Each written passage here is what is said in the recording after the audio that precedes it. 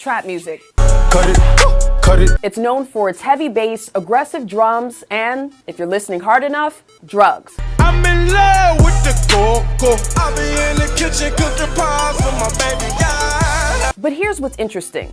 Even though the faces of trap music are mostly young black men, drug problems cross all color lines and all class boundaries. Now, if you picture a drug dealer in your mind, you're probably picturing some black kid standing on the street corner with his pants sagging.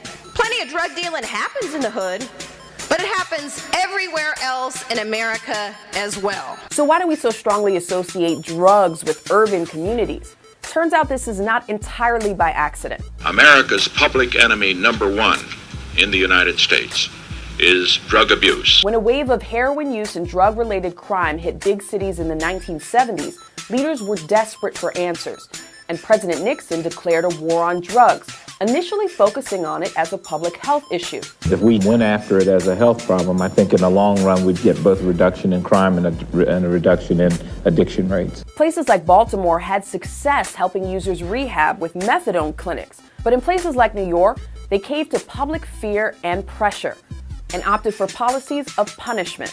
We have more people incarcerated today in prison just for drug crimes than all of the people incarcerated in the year 1980. But recently, a 1994 quote from an aide to President Nixon has surfaced claiming that the war on drugs had everything to do with race and politics. The Nixon campaign in 1968 and the Nixon White House after that had two enemies: the anti-war left and black people. We knew we couldn't make it illegal to be either against the war or black, but by getting the public to associate the hippies with marijuana and blacks with heroin, and then criminalizing both heavily, we could disrupt those communities. Now, 4 decades later, the way we tell the story is starting to shift. Even more surprising may be the face of the new addicts. Heroin and opioid use is skyrocketing, killing off mostly young white Americans. And with that, there's a push to see drug abuse for the disease that it really is. I went to a small private school and I used to be an all-star athlete. Government officials are admitting that we have too many people in prison for nonviolent drug offenses. It's not normal.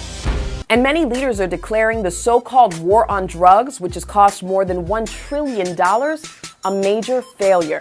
So now that we know better, start supporting policies that help people cope with the root of addiction and a cycle of selling that's the real trap.